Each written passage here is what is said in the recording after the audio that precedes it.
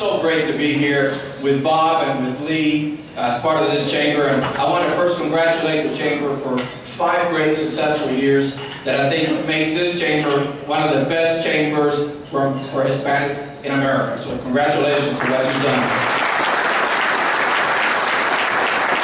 You know, I love the theme that we have come up for tonight, opportunities realized.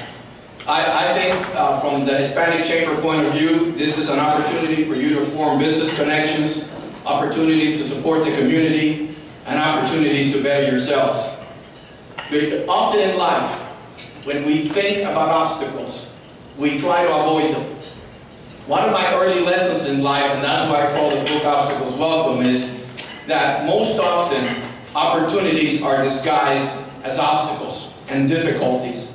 And that inside every obstacle and every difficulty, if you look close enough, there is opportunity. In fact, I would say there is hardly opportunity without there being some difficulties associated with it. And most oftentimes people run away from difficulties, not realizing that's where opportunity is. I look at life as a journey. And I gauge my success and others' success along that journey, not where you start.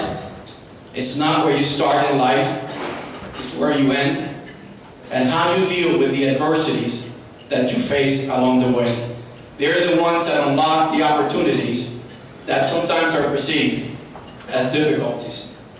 So I wanted to begin by explaining the greatest single obstacle and difficulty that I faced in my life, how it shaped it, and hope that I can leave you with some golden nuggets that maybe can help you along with your journey, whether it's in business or in life.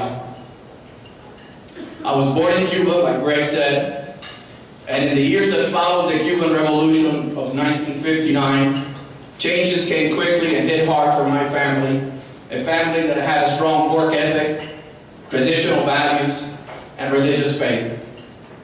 After the revolution, my family lived in a constant state of fear, a constant state of uncertainty and anxiety. The freedom that we had known was gone and was replaced with intimidation, the confiscation of property. You could be imprisoned for the slightest provocation or just a suspicion. Food distribution in the country was taken over by the government, so my father's business was gone overnight. That's the business he was in, food distribution.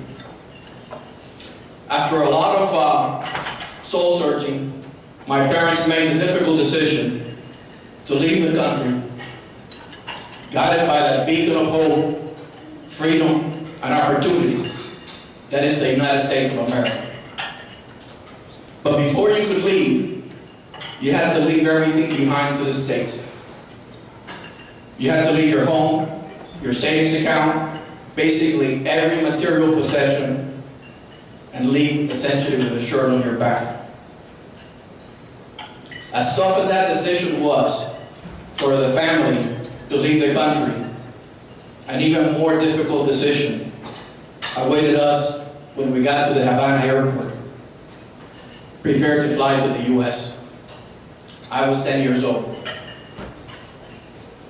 We got to the airport, and the militiaman that looked at our family's paper said 5 words that changed my life and my family's life forever. Said 5 words that changed my family's life forever. And those 5 words were, only the boy can go. My parents had to make a choice. The airplane was waiting to leave.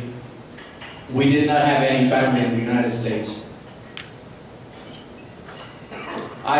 I thought it was inconceivable that they would even think about sending me by myself. So if you're a father or a mother, or know of anybody that has kids age 10, just think how hard it must have been for them to even conceive of sending me ahead by myself. My father made a few phone calls to friends he had in Miami, and came at me and said, Ralph, we're going to send you ahead. It's going to be like a sleepover. It's going to take us a couple of days to get our papers straight. We're going to see you soon. I said goodbye to my parents, and I wouldn't see them again for 4 years. So I found myself in a new country, with a new family, dealing with a new language, new customs, and I didn't even like the food. The first thing that they offered me to eat in the U.S. was a peanut butter and jelly sandwich and a cold glass of milk. And in Cuba, we didn't drink milk cold. We always drank it with hot chocolate and lots of sugar. And we didn't have peanut butter and jelly sandwiches. You know, we had like sandwiches with real meat in them. So I thought, I'm going to the greatest country in the world and they're giving me jelly. But I adapted, and I love milk now. I drink it many different ways, but I still don't like peanut butter. Those 4 years by myself here with a family that took care of me were the toughest years of my life. But I was really lucky that the people who took me in, the Baez family, were also recent immigrants. They had gotten to the U.S. 5 months before I did. They couldn't speak the language. They didn't have any money. And we did not know where our next meal was going to come from. But they did teach me something that I've never forgotten, and that's why I get involved with JA today. They taught me all about entrepreneurship, because they were serial entrepreneurs. They started working in a factory, but then they built their own showroom, then they built stores, and eventually they lived the American dream, just like millions of immigrants have done before them over the years in this great country of ours. Those early days without my family were so difficult that everything since then has been relatively easy. So when I get asked, Ralph, how difficult was it to merge AT&T Wireless and Singular Wireless, the largest all-cash merger transaction in the history of the U.S. at the time, a $41 billion cash transaction, I tell them, that was really relatively easy. Hard is leaving your country, leaving your family, leaving your language and your customs, and starting over.